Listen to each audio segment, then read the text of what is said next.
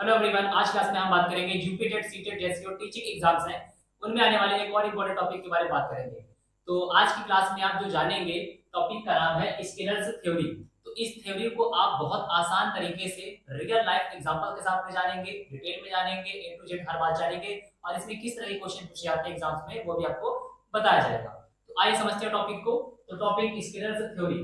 तो सबसे पहले जान लेते हैं कि ये कौन थे। तो ये जो थे एक साइकोलॉजिस्ट थे, अमेरिका के थे। अमेरिका में इनका जन्म हुआ था 1904 में। और ये स्पेशली जो है व्यवहारवादी के समर्थक थे।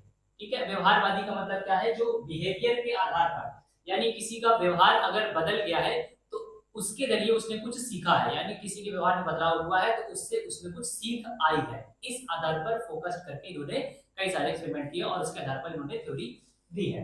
आगे जान लेते हैं कि इनकी जो है थ्योरी है, और उससे पहले समझ लेते हैं इनका पूरा नाम जान लेते हैं। इनका पूरा नाम है बी एफ स्किनर। ठीक है, तो इनकी जो मेन थ्योरी थी, बहुत फेमस थ्योरी थी, उसका नाम है ऑपरेंट कंडीशनिंग।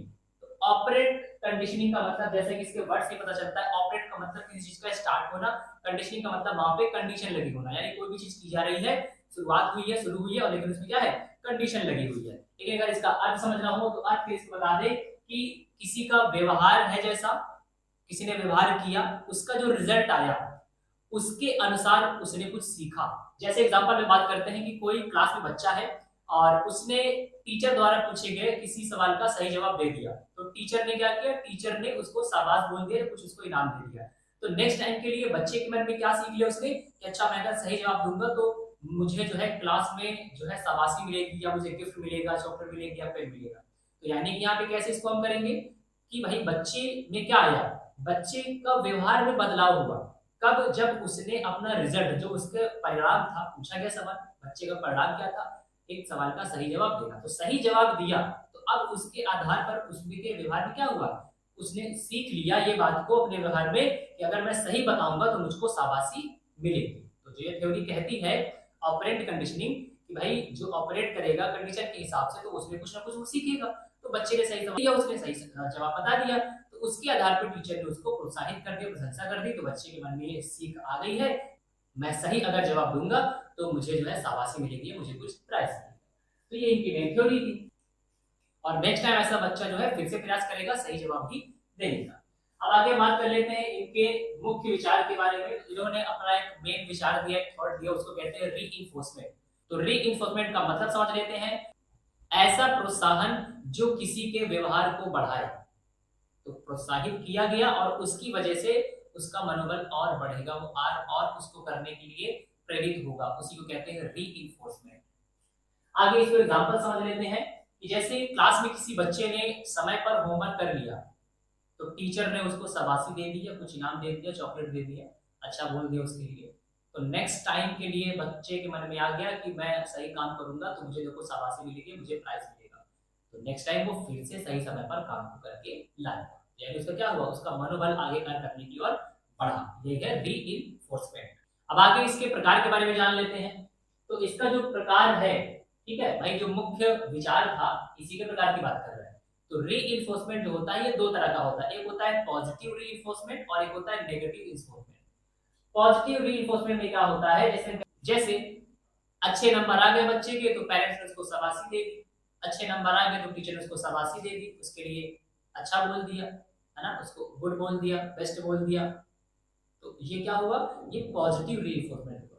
वहीं पर जो नेगेटिव री है, इसमें क्या होता है? इसमें बच्चे की कोई दिक्कतें हैं उनको कम कर देते हैं, कम करके उनको जो है, या पहले उनको हटा करके उसको आगे बढ़ने का काम करते हैं।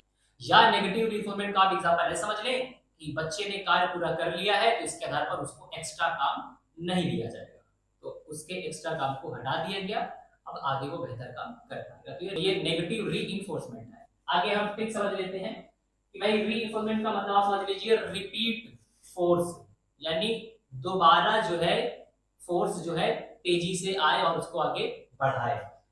यानी इसका मतलब हुआ जो व्यवहार को दोबारा करवाए वही री होता है, ये शॉर्ट में ट्रिक। आगे हम जान लेते हैं एक फेमस एक्सपेरिमेंट इन्हीं का। तो इन्होंने जो है एक्सपेरिमेंट अपना किया था चूहे पे। उन्होंने एक बॉक्स बनाया था जिसका कहा जाता है स्किनर बॉक्स, और उस बॉक्स में चूहे को अंदर रख दिया था। चूहा अंदर घूमता रहा, इत्तेफाक से उसका जो है पैर एक बटन पे पड़ा और ऊपर से एक मांस का टुकड़ा आया और चूहे ने उसको खा लिया। तो चूहा घूमता रहा और अचानक से इत्तेफाक से उसका हाथ लगा और ऊपर से टुकड़ा है उसको उसने खा लिया। तो नेक्स्ट टाइम उसको जब भूख लगी वो फिर घूमता रहा और जो है फिर बटन दबा और फिर आ गया। तो उसको ये समझ में आने लगा कि भाई कहीं ना कहीं इस बटन को दबाने से उसको खाना मिल जाता है। तो हर बार जब ये प्रयोग किया गया तो वो समय कम ही होता चला गया। मान लीजिए पहली बार में उसको 5 मिनट लगा था इत्तेफाक से, दूसरी बार 3 मिनट लगे, तीसरी बार 1 मिनट लगे, यानी इस तरह से वो सीख गया था। अब यहाँ पे चूहे के साथ क्या हुआ, उसको पुरस्कार मिल रहा था, उसको भोजन मिल रहा था, उसके लिए भाई पुरस्कार था, वो टहल रहा था, घूम रहा था, पुरस्कार मिला उसको।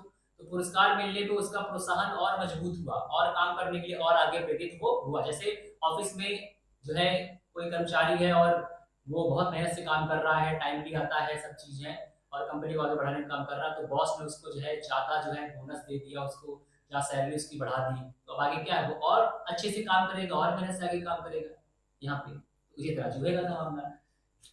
फिर उसी चूहे के साथ एक दूसरा प्रयोग भी किया गया, उसको बॉक्स में रखा और उसमें हल्का जो है करंट जो है फ्लो कराया, करंट दौड़ा दिया।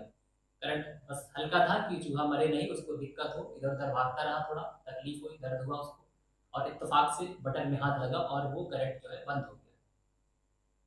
अब करंट बंद हो गया तो चूहे को नेक्स्ट टाइम फिर करंट दिया गया, तो इस बार वो और थोड़ा जल्दी पहुंच गया, जल्दी हाथ लगा। अब करंट जब उसको लगता तो बेचैन होता, वो फिर भागता, बटन में हाथ दबाने लगा, कम समय में काम करने लगा और वो बच जाता। तो ये नेगेटिव रीइंफोर्समेंट है, यानी उसने उसको रिमूव किया, उस चीज जो करंट का उसको वहां से हटाया, रह वही रहा था। तो इसमें भी उसने जो है बार बार प्रयास किया और इसके जरिए अपने आप को बचा लेता था। तो इस तरह से इन्होंने दो प्रयोग चूहे पे किए थे। इसी तरह से इनका एक और प्रयोग है जो इन्होंने कबूतर पे किया था। कबूतर को इन्होंने एक बॉक्स में बंद कर दिया था और यहाँ पर क्या है, कबूतर के साथ कुछ नहीं किया गया। हर 15 सेकंड में ऊपर से एक कबूतर के लिए भोजन नीचे गिरता था, दाना गिरता था उस बॉक्स से नीचे अचानक से, हर 15 सेकंड में। तो कबूतर को ये लगने लगा कि यार जो है 15 सेकंड में या इतनी देर में जो भोजन गिर रहा है, तो भाई जब कबूतर इसके अंदर है तो वो कोई सांप तो बैठा नहीं, कुछ ना कुछ कर रहा होगा, गर्दन में घुमा रहा होगा, चल रहा होगा या पंख फड़फड़ा रहा होगा। तो उसने ये नोटिस किया कई बार कि जब वो गर्दन घुमा रहा था तो उसी समय खाना गिर रहा था। तो अब उसको ये लगने लगा कि मैं जब गर्दन घुमाता हूँ तो तभी खाना गिरता है। मतलब ऐसा इंसानों की लाइफ में बहुत होता है। जैसे किसी बच्चे ने एक बार किसी पेन को खरीदा नया और एग्जाम दिया और उसको एग्जाम में अच्छे नंबर आ गए टेस्ट में, तो अब उसको लगने लगा कि यार ये नया पेन खरीद के जाओ तो जो है अच्छे नंबर आते हैं, या ये वाले पेन से यूज करो तो ज्यादा नंबर आते हैं, या मैं सुबह जो है साइकिल से गया था तो एग्जाम मेरा अच्छा हुआ, पैदल गया था तो ज्यादा अच्छा हुआ, पैर छू के गया था तो अच्छा हुआ। तो मतलब वो उसका लेना देना कोई नहीं है, लेकिन उनका एक बिलीफ बन गया। उसी तरह से कबूतर का था, उसके अंदर है वो घूम रहा टहल रहा, वो 15 सेकंड भी गिर रहा, लेकिन वो जो भी हलचल एक्टिविटी कर रहा था तो उसके आधार पर उसको लगा कि मैं गर्दन घुमाता हूँ तभी भोजन गिरता है, तो वो बार बार प्रतिक्रिया करने लगा। या भोजन अगर नहीं भी गिर रहा तो वो बार बार गर्दन को घुमा रहा कि हाँ भोजन गिरे, खाना मिले। तो इसको एक अंधविश्वास वाला प्रयोग भी कहा जाता है जो कबूतर के साथ किया गया था। तो इस तरह से चूहे पर और कबूतर पर इन्होंने स्केलर ने प्रयोग किए। अब आगे हम समझ लेते हैं एक रियल लाइफ एग्जांपल से इनके थ्योरी को। तो रियल लाइफ एग्जांपल में आप इसको याद रखेंगे हमेशा। जैसे आजकल सोशल मीडिया का जमाना वही चल रहा है, तो सोशल मीडिया में लोग अपनी फोटो जो है या वीडियोस जो है इंस्टाग्राम पे शेयर करते हैं, फेसबुक पे शेयर करते हैं और लोग लाइक करते हैं, कमेंट करते हैं। तो जब किसी ने उस पर लाइक किया और अच्छा कमेंट किया गया या बहुत सुंदर लग रहा है, अच्छे लग रहे हैं, तो नेक्स्ट टाइम वो व्यक्ति जो है और उसी तरह से सज धज के जिस तरह से जो कपड़े पहने होगा वो उसी को और बेहतर करने का प्रयास करेगा कि अरे जो है मेरे तो बहुत बढ़िया है, मैं इसी प्रक्रिया को अपनाऊंगा। यानी आपके वो पॉजिटिव रीइंफोर्समेंट। एक बार हो सकता है कोई उस पर ये कह दे कि अरे ये वाला कलर का जो कपड़ा अच्छा नहीं था, बाल ऐसे सही नहीं थे, तो उसने उस बात को हटा दिया नेक्स्ट टाइम पर कि अच्छा ठीक है मैं इस चीज को नहीं यूज करूंगा, यानी ये नेगेटिव रीइंफोर्समेंट। तो ये वाला एग्जांपल आप याद रखेंगे कि रियल लाइफ में किस तरह से लोगों को जो है सोशल मीडिया पे ये रीइंफोर्समेंट की प्रक्रिया आप देख सकते हैं। इससे आपको याद रहेगा कि कोई पसंद कर रहा है, कोई अच्छा कमेंट कर रहा है, उसके प्रति आपके अंदर जो व्यवहार बदलता है कि नेक्स्ट टाइम मैं और बेहतर करूंगा और इसी तरह से करूंगा, इसी तरह की चीजें पहनूंगा, इसी तरह का मैं वहां पे दिखाऊंगा, इसी तरह की एक्टिविटी करूंगा, इसी तरह बोलूंगा मैं, ताकि मुझे दोबारा और अच्छे लाइक्स और कमेंट मिल पाए।